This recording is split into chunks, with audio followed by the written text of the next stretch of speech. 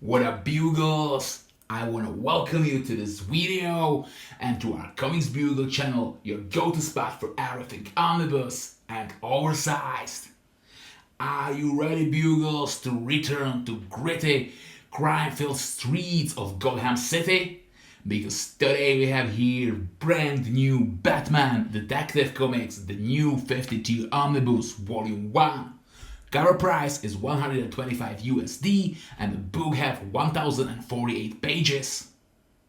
This massive volume collects the first 24 issues of the new 52 Detective Comics run, including issue 0 and 2 annual issues. And here's something extra cool. It also includes the full Penguin, Pride and Prejudice miniseries. The front cover grabs your attention with a disturbing piece by Tony S. Daniel. Batman looms over the Gotham skyline while beneath him, the Joker stares with the eyes of madness, buried in a pile of bloody dolls. Creepy. On the back cover, we get artwork by phenomenal Jason Fabok, showing Batman brooding in the rain. Under the tagline, "Old villains, new enemies, same darkness," you will find a summary of the stories inside, along with a full list of included issues.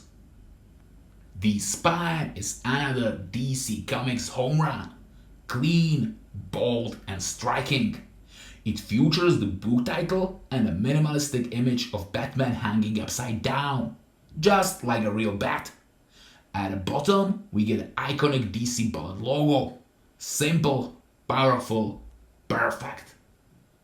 Removing the dust jacket reveals the hardcover boards with unique front and back artwork, split by a spine design similar to the dust jacket one. Except here, instead of Batman, we get an illustration of an actual bat. The front board art features the Dark Knight himself, with Penguin above him, with a looming threat of Emperor Penguin rising behind them. The backboard shows a split illustration of Batman and his new adversary, Wrath. Open the book and you are welcomed by a dramatic opening page with Batman's silhouette and the omnibus title. Then comes the credits page, listing all the incredible talents behind the stories. Of course, you will also find a detailed table of contents with page number for each chapter, as DC always deliver. And from there, the stories begin. When DC Comics launched the New 52 initiative in 2011, it was a seismic shift in the modern comic book landscape. Designed as a full reboot of the DC universe, the initiative promised a fresh start for every major character. For me personally, this era holds a special place. I began seriously collecting comics just before the New 52 began. The timing made it feel like I was being handed a clean slate right alongside DC's hero. And among those books, Batman Detective Comics was one I was extremely hyped about. But I need to be honest right out of the gate.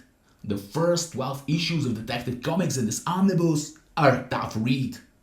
Written and drawn by Tony S. Daniel, the run starts with promise, but quickly loses steam due to uneven storytelling, clunky dialogues, and underdeveloped ideas. The Joker's face being removed in issue number 1? Bold, gruesome, visually iconic. But then, nothing. It's barely followed up on here, and I know it is a setup for Snyder's Death of Family. But book spirals into a series with underwhelming arcs involving forgettable villains like Dollmaker, Snakeskin, and some truly generic criminal plots. Bruce Wayne feels more like a blunt instrument than a nuanced character, and supporting cast members barely register. There are a few possible reasons why it was so rough. Internally, DC was in chaos during the New 52 launch. Creators were jumping on and off titles rapidly, and editorial mandates were strict. Tony Daniel himself has mentioned in interviews that the pressure to launch a flagship like the Detective Comics was immense. He was doing double duty, writing and penciling, which likely contribute to the pacing issues and uneven plotting. Also, it's important to note Detective Comics wasn't the Batman book of the New 52. That honor went to Scott Snyder's Batman, which debuted at the same time and received massive acclaim for its kind of old storyline. Oh, and yeah, Tag had its own tiny issue to this event and it is included in this omnibus. In that context, Detective Comics was always fighting for attention, often playing second fiddle. After first annual issue and issue 0, we get Penguin, Pain and Prejudice. This miniseries is an unexpected gem. Written by Greg Hurwitz and drawn by Szymon Kudranski, Penguin, Pain and Prejudice is a deeply psychological look at Oswald Capullo. It explores his traumatic childhood, his bitterness toward Gotham's elite, and his twisted sense of love and loyalty. This isn't just filler. It's one of the best Penguin stories ever published. Kudranski's moody, shadow-heavy art pairs perfectly with Hurwitz's introspective script. You come away from the story feeling both pity and revulsion, exactly what a good Penguin tale should do. Then comes John Layman and artist Jason Fabok, and suddenly, Detective Comics becomes a book worth reading. The Emperor Penguin arc, which runs from issue 13 through 18, is a huge step up in both narrative structure and emotional weight. We follow Ignatius Ogilvy, one of Penguin's enforcers, who slowly begins seizing control of Gotham's criminal empire. His transformation into Emperor Penguin, complete with a modified Man-Bat serum and Venom compound, is both grotesque and thrilling. Layman gives Ogilvy just enough personality to make him compelling, while Fabok's art turns him into a genuine threat. Fabok, by the way, is phenomenal. The closest modern artist to capturing the clean but muscular feel of Gary Frank or David Finch. His Gotham feels alive, gritty and brutal. This art alone justifies owning this omnibus. Also, credit to Layman for integrating supporting characters like Penguin, Poison Ivy, and Alfred in meaningful ways. His Batman is sharp, driven, and detective first, a welcome tonal correction from the previous arc. Following Emperor Penguin, the book builds even more steam. The Wrath arc is a clever modern update to an obscure Batman villain. Essentially an evil mirror version of Bruce Wayne, whose parents were criminals gunned down by police. Wrath's militarized approach to crime, using high-tech weapons and SWAT tactics, gives Batman a unique challenge and brings the story closer to the urban warfare tone that often suits Gotham best. Again, Jason Fabok's art elevates every issue. His action sequences are clean, readable, and emotionally intense. Facial expressions land, character designs are sharp, and even quiet dialogue scenes have a cinematic feel.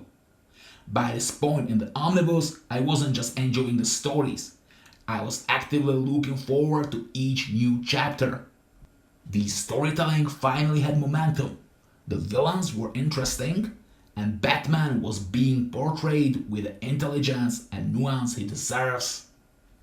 This time, the extras bring us nearly 50 pages of bonus material, a fairly standard offering. It's nothing groundbreaking, but it certainly doesn't disappoint either. We get a selection of variant covers, character designs, and various drafts of covers, panels, and of course, sketches. And that's all. So, Batman Detective Comics, the new 52 Omnibus Volume 1 is perfect for Batman fans who want to explore lesser known but visually stunning Batman era. This book is a must-have for everyone who loves phenomenal artwork and character-driven stories. If Batman Detective Comics, the new 52 Omnibus Volume 1 catch your attention, you can find your own copy in our eShop, comicsbugle.com, your friendly neighborhood comic book shop in Europe. accept the great catalog of collected, deluxe and absolute editions, epic collections and omnibuses, with guaranteed new eco-friendly hulkproof packaging, free shipping in whole EU, and option to pre-order your comic book now and pay for it later. You can also split full price to 4 separate payments, because we know how expensive these books can be. So check it out, comicsbugle.com. You can find direct links below this video. And that's all. Thank you so much for watching. Don't forget to smash the like and subscribe button so you don't miss out any further videos. In our comment section, let us know what other books or topics would you like to see in our videos. And see ya, Bugles!